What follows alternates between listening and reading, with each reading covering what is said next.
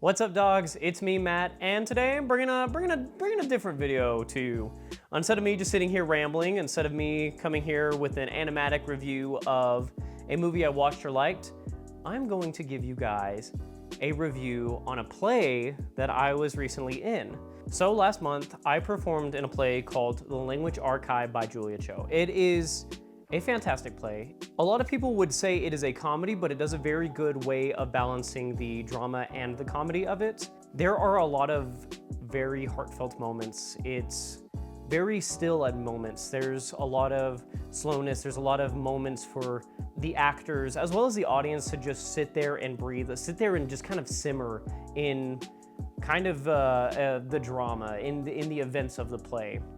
It was directed by my friend James Cross and assistant directed by Denitza Rojas. It was awesome working with them. First of all, like James and Denitza are kind of like a powerhouse, you know, they're a dynamic duo. They were a lot of fun, and working with directors who kind of want to push you as an actor, thinking of your backstory, thinking of, you know, your physicality, what is your character's day-to-day? That is stuff that I love as an actor. That is stuff that I'm just like, yes. I remember I was in one audition and they were like, do you have any questions about the character I was auditioning for? And I said, how does this character like his coffee? And it's something that I have kind of just adopted listening to a few actors and working with a few directors. Sometimes that can give me more information about the character and help me find the right motivation for choices I'll make as an actor than what am I feeling in this moment. You can kind of get that from the script, from the dialogue. So it's like, how does my character like his coffee? That's the kind of stuff that I feel like will help inform actions further. You know, if it's very sweet, maybe I'm just a silly guy. You know, if it's black, maybe I'm very serious.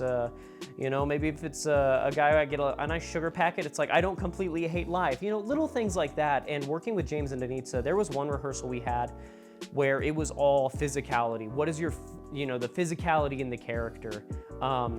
Getting a little ahead of myself. Let me rewind. Let me go back a bit. So I think I saw the auditions get posted for this one around November, or I think auditions were in December of 2025. And when I looked at the cast list, I said, oh great, it's a play that, you know, I just want to get back on stage, but I don't really fit any of the characters. I'm just too young. Like the main character, George, he's in his late 30s, early 40s. I am 26 years old. I was, 25 when I auditioned. So I'm like, I don't know if I was like, I got this beard here. I don't know if I can, really play that. There's another character named Reston. He's in his like late 70s, early 80s. So I was like, dang it. And then there's another character called Old Man. So I really felt like I was kind of going into a losing battle. But I was like, you know what? I haven't auditioned like for a play in a long time. So if anything, this will just be a good exercise to, just not lose the experience of auditioning. I show up, everyone in there is like, they're quiet, but they're social. They're like, hey, break a leg. And I'm just like, I'll fight you. Don't get in my way. I want this role, But I just sat there I don't know, I'm a pretty silly guy, but when I go in for auditions, I tend to just kind of shut down because I'm trying to think of what could be the best, how could I put my best foot forward auditioning for these characters? I auditioned for George at first, and I'm very proud of it. I read the monologue. What is unfortunate is not knowing the play. There's a lot of people who can find the plays online. Sometimes they'll even buy it for an audition. I'm not like that. I'm a bit stingy. I'm a frugal fella, let me tell you. So I'm like, buy the play and read it beforehand so I have a better informed idea of how to audition. Pfft, no, not me, no.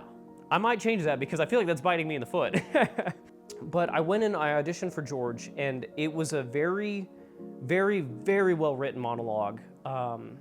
It's a scene between him and his wife, Mary, and she tells him, I'm leaving you. And he just has this moment where he's like, no, like you don't mean that, take it back. That's the phrase that is constantly repeated in that monologue, take it back, take it back, take it back.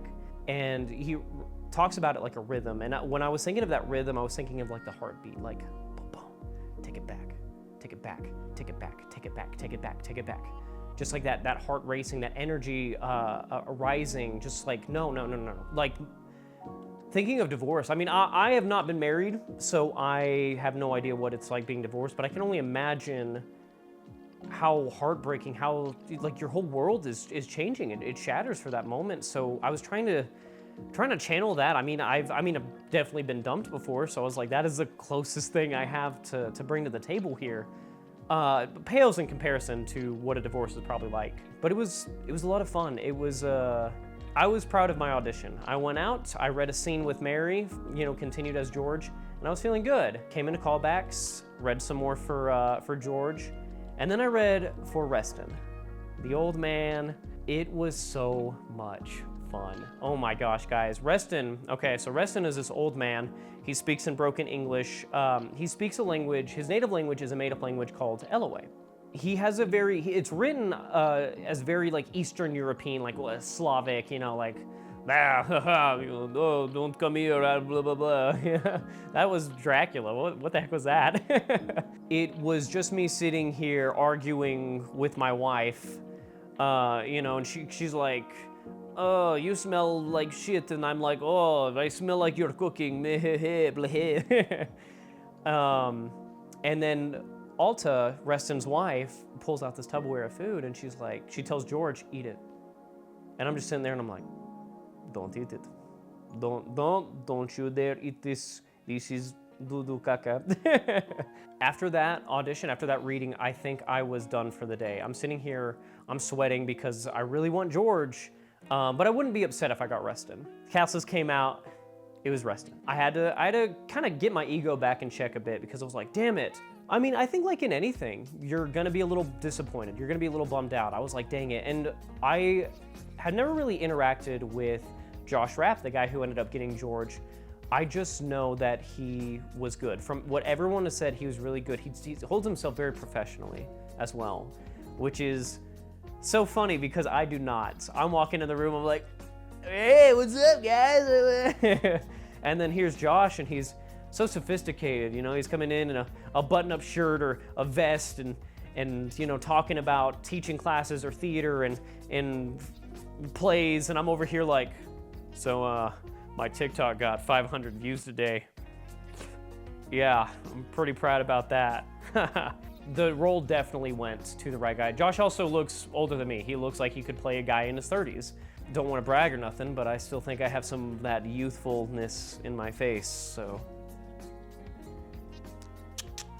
So yeah, just had to check my ego a bit and just say, hey, you got casted, man, and you got casted in a role where you're having to play way out of your age, you know, your age range. And I want to be a character actor. I want to be an actor who has an insane range. I played Puck in Midsummer's Night Dream years ago. So like playing this fairy little monkey guy, and now playing like an old man who's very like Puck, who was so free flowing and, you know, moved everywhere and was very athletic. Now playing Reston, who is this old man who's very frail. I'm, you know, very tense. You know, movement is not as easy as like a young man. I was like, this is the challenge that I need as an actor. And I think I believe everything is in God's plan.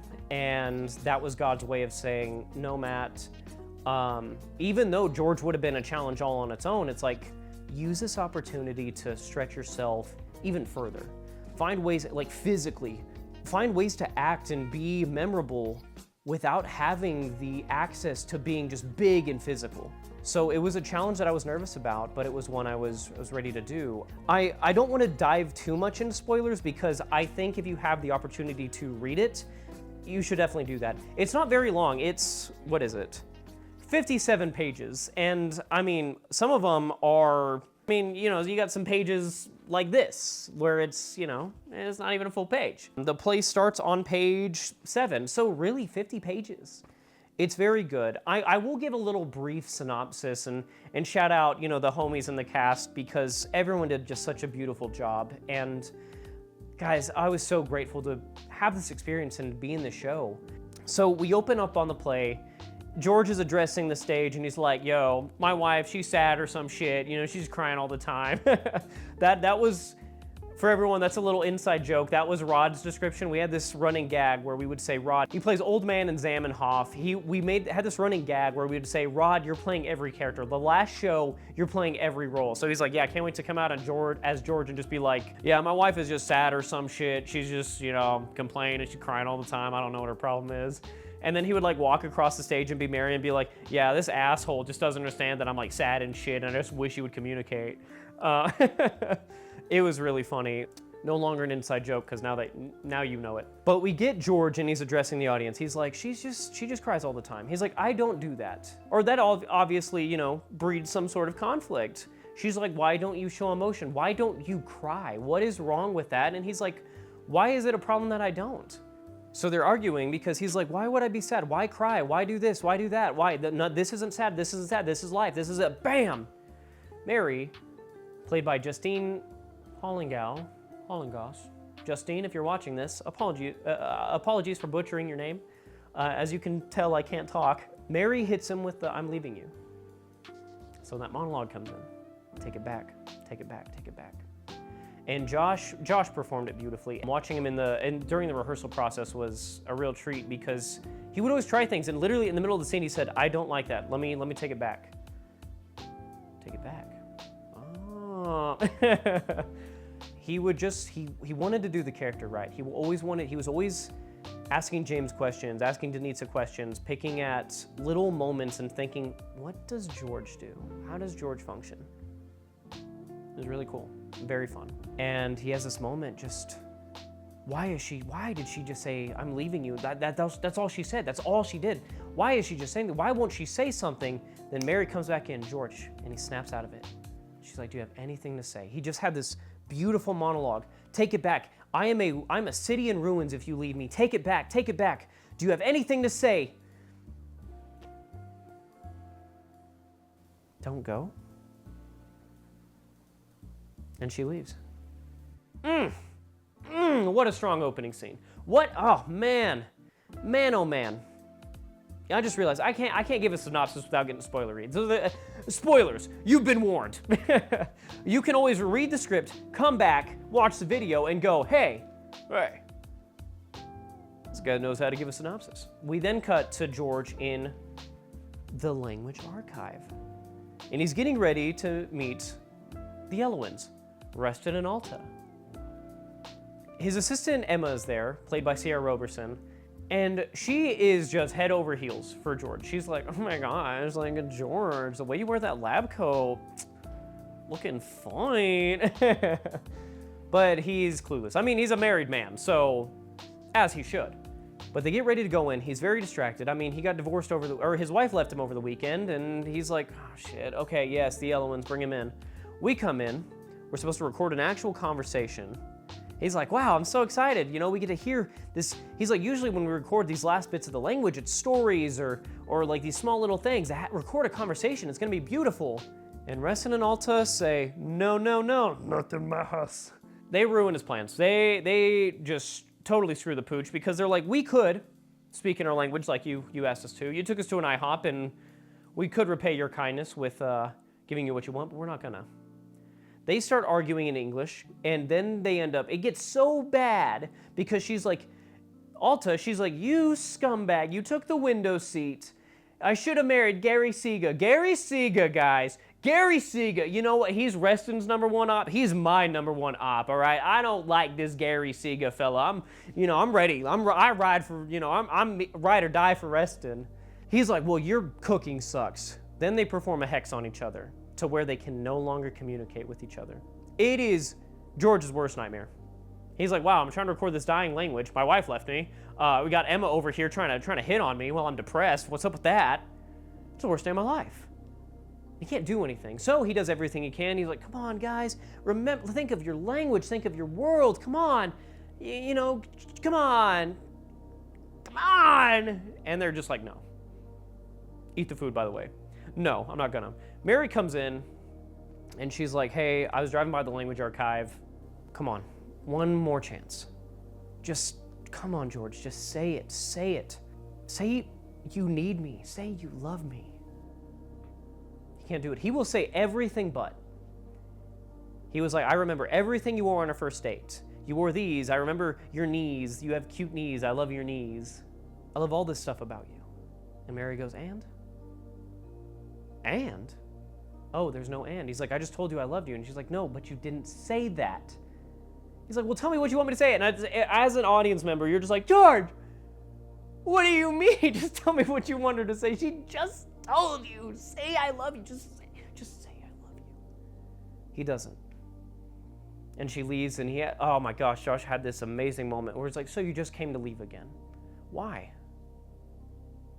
Why? And let me tell you, being backstage and hearing that every time, because there's the breaking in his voice on that why, just how broken this man is. I'm backstage like, I gotta lock in because I got a set change in a second. And this time Mary didn't have a response. She just said, and then she leaves. Really painful. Then we cut to the subplot of the play. Emma and the language instructor. The language instructor, played by Dana Coulson, hilarious, is this like old German woman, and she's like, you must learn the language. You must learn. For context, the language Emma's learning is Esperanto, a made-up language. At least I think it's made up. If it's not, correct me in the comments, James. She's like, you must learn the language of Esperanto. It's the greatest language. I can't do a German accent. I don't know what I'm doing. But she can't pick it up. It sounds like crap. She's like, I just don't know what I'm doing. Oh my gosh. And she's like, low-key might have a thing for my boss. I know HR, that's like an HR nightmare, but I mean, you should see him in that lab coat.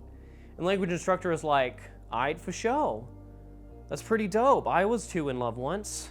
To this Danish woman, I believe. But then this son of a gun came in and took her away. I know, well, this doesn't happen in this scene, it happens later. I might just kind of like lump all this together though, just because I don't want to keep just going scene by scene. If you want to know all the details, read the script. It's so good, guys. But she's like, eventually she's like, I love George, and she's like, oh my gosh, you should go just be like, George, I freaking love you, dog. I freaking love you, man. Like, you're so cute in that lab coat. Just go out there, get him. Don't be like me and live with this regret of not confessing your feelings, dog. And Emma's like, you're right, bro. I'm gonna go out there and do it. I might suck at Esperanto, but I'm gonna do it. So, that's the subplot. We go back to our main plot. Alton and Reston come in. We keep arguing. And then George just unloads on it. He's just like, oh my gosh, you idiots. You have all of this. You have this marriage. You could communicate. You're not even gonna fight for it. You're just gonna let it go. And it's very, he's projecting pretty hardcore in this moment. He's like, oh my gosh, just communicate. Hi, Kettle, my name is Pot, nice to meet you. And Alton and Reston have this very nice moment where they're just like, I think Mr. Science Man is very upset. Well, maybe because his wife left him. And he's like, oh, how did you guys know? The walls are thin, practically non-existent.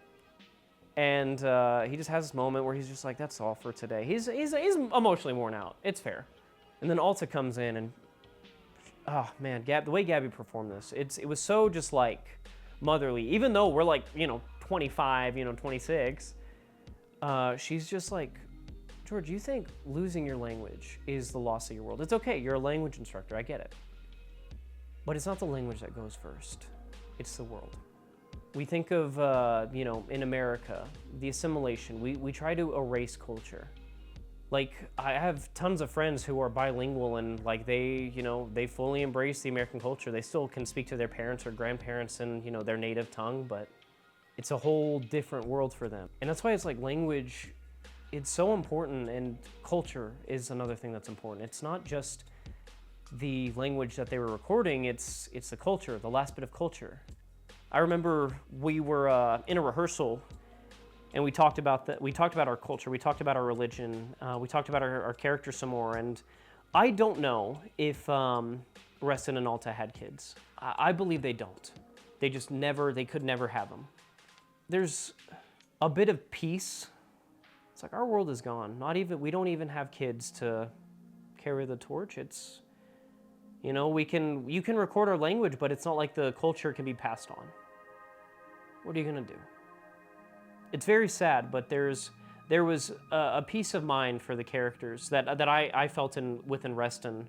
The character, like Alton and Reston, they're like, our world's already gone. So maybe instead of focusing so much here, maybe you should kind of try to fix some stuff here. With it. Now, George is not in the mood to hear that, so he's like, doesn't say anything. We have this moment between me and Gabby, Alta and Reston, where they speak in their native tongue, in LOA. I can't remember what Gabby said because, again, it's a made-up language. I memorize my lines. My first line is, Vem te mat Gary siga shuste. It's, would you really have been happy if you married Gary Siga? And her response, I can't respond in LOA, I can only respond in English. She's like, no, of course not. I don't care about Gary Siga. And Reston has this line where it's mir neglesada. That's a phrase that's repeated a bit. We find out later that that means don't leave me because, oh man, I'm getting choked up. Don't leave me because I don't want to be away from you and I don't want you not with me.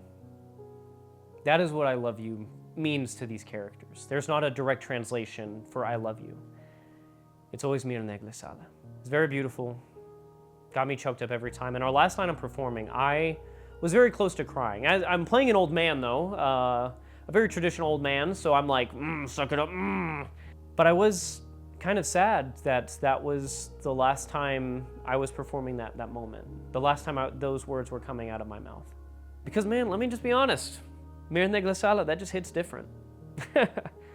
Don't leave me. You know, after this moment, Reston has a medical emergency and it's not looking good. There's no way he's gonna get better, so it's just a matter of time. So that mir neglesada, just, if you have that grandparent who is, again, I'm not an old man who's been married, so I can't relate to that, but if you have that grandparent that just meant so much to you, and you're just watching their health get worse, not ready for them to go. We later see Mary at the train station. She is with the old man, Rod, and they're talking about life. Just talking about how, man, life kind of sucks sometimes. And the old man confesses that he is gonna kill himself. He's like, I'm gonna jump in front of a train. And she's like, no, you can't. You can't because there's always tomorrow. And tomorrow, you know, you can't do that.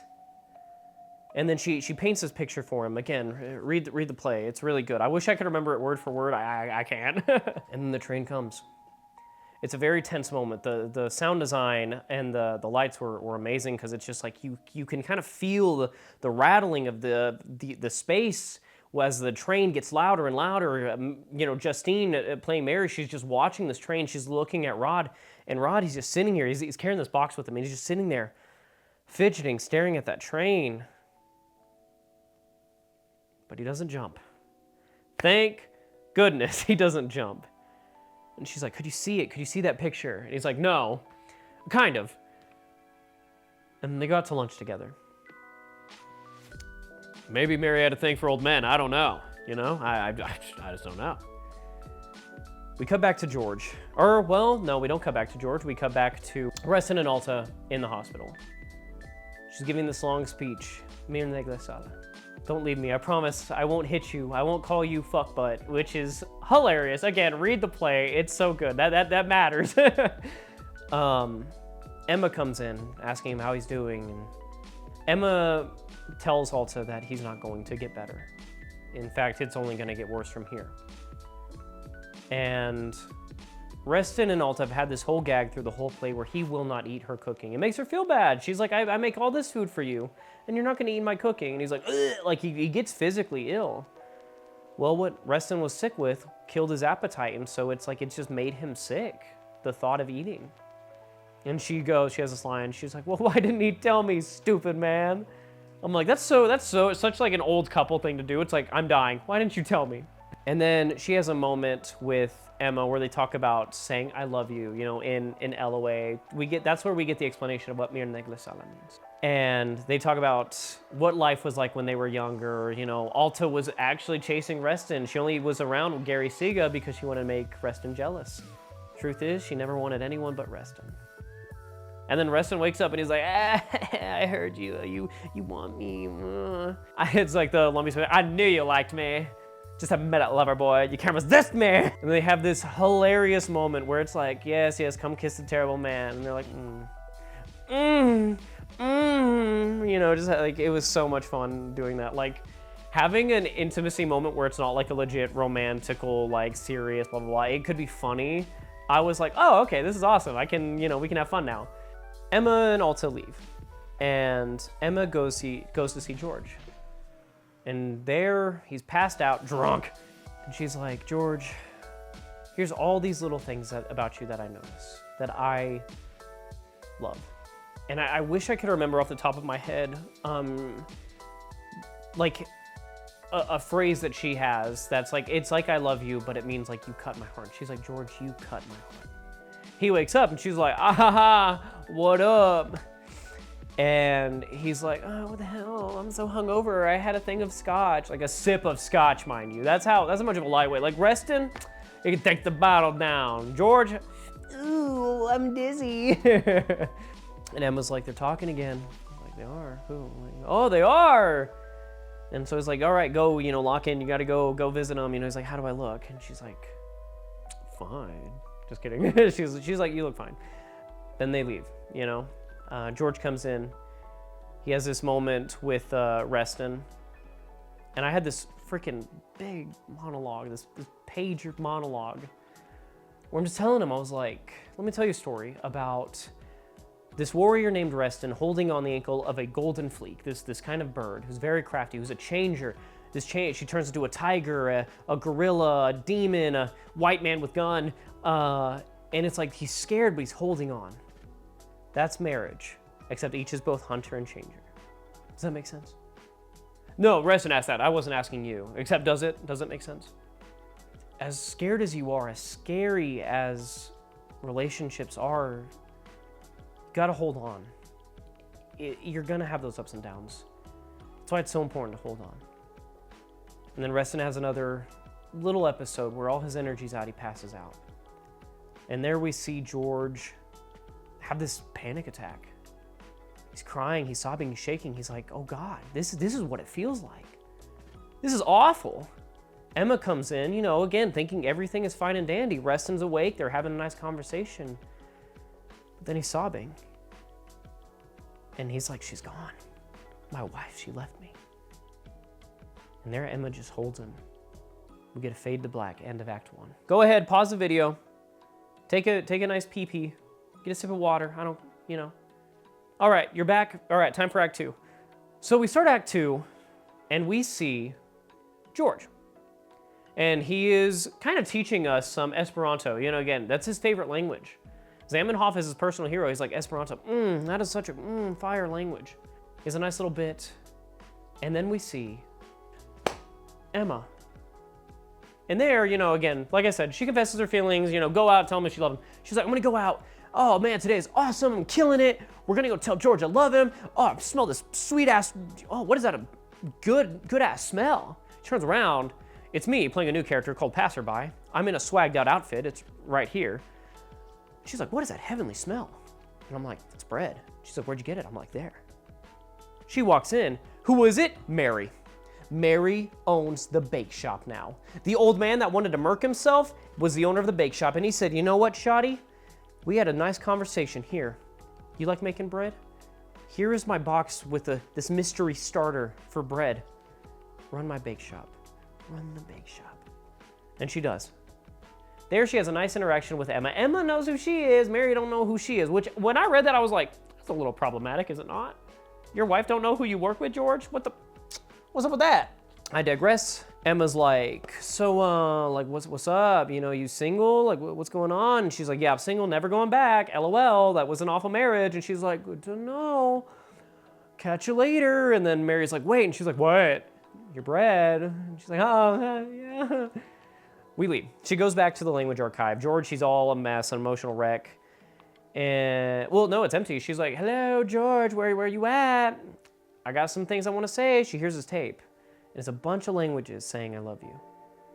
George comes in, she's like, what's up with that? He's like, oh, it's a little something I'm working on. It's a little tape he was making for Mary. Crap. Emma can't confess her feelings now. He's still very much in love with his wife. So she's like, George, there's this really cool bake shop. Makes a very good cranberry nut loaf. The baker is very pretty too. You should go check it out. George, you really need to go check it out. He runs off, and there, in the tape, Emma records herself saying, "Mir neglesada," and then she leaves. We then go to George and Mary in the bake shop. He's like, "I've been looking for you. I've been calling." She's like, "Yeah, my mom has been saying you've been doing that." It's like, why? Why couldn't we have worked things out? She's like, "We're two different people. It's just not meant to be, not in the cards." It's a very sad conversation because he's like, "You could have been a baker and been with me. We could have found a way to make it work." Mary's just like, no, I don't think we could have. And so he's leaving. He leaves her the cassette tape. She gives him some bread. He takes a nice little nibble of it as he's out of the bake shop. Passerby comes in, is like, "Oh my gosh," Dana Coulson. She comes in as a passerby. She's like, "Oh my gosh, what is that heavenly aroma?" He's like, "Some bread." She's like, "Oh my gosh, where'd you get it?" And he's like, handed it to her. He's like, "There." Then he leaves. We then go to the train station where Emma is, and she's like, "I'm leaving. I can't stay here any longer. I need a fresh beginning. So I'm gonna go be fresh and talk to people." So she talks to this other old man, played by Rod. She's like, "Hello." And who is it but Zamenhof himself? What? And he's like, "Hey, you're going blind. Your eyes suck ass." She's like, "I don't get eye exams from strangers." She's like, "Yeah, you're going blind because you're in love and it's unrequited. So you need to fall out of love in order to get your vision back." And she's like, "Oh my God, that's crazy. Like, it's not that simple." And he's like, "Yeah, sucks. You got to do it or you're going to be blind." And she's like, "Oh my gosh." And then she wakes up. It was all a dream. And who does she wake up to? Who does she wake up next to other than George? Not in bed, but on the train station. I just needed to clarify that. And she's like, "Oh my gosh, George." And he's like, "Emma, that's crazy. I didn't expect to see you here." And she's like, "Yeah." He's like, "Where are you going?" She's like, "Away. Forever. I'm not coming back. I'm quitting." And he's like, "Why?" He's like, "Why does every woman I care about leave me?" And then they talk, and he's like, "I would be gutted if you left." She's like, "Really?" He's like, "Yeah, I don't think I could function without you." She's like, "Okay, I don't think I'll leave." Obviously, it's a lot better written than that, but I'm giving you the gist. Read the script! So then she stays. They get a nice little letter from Alton Reston. Haven't seen them since the first act. And they're just like, "We're dying. But it's okay. We're old. We're still growing and we're changing and we still love each other, and that's the important thing."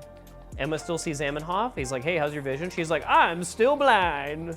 He's like, "Well, okay then." And then we just go back into life. The world keeps turning.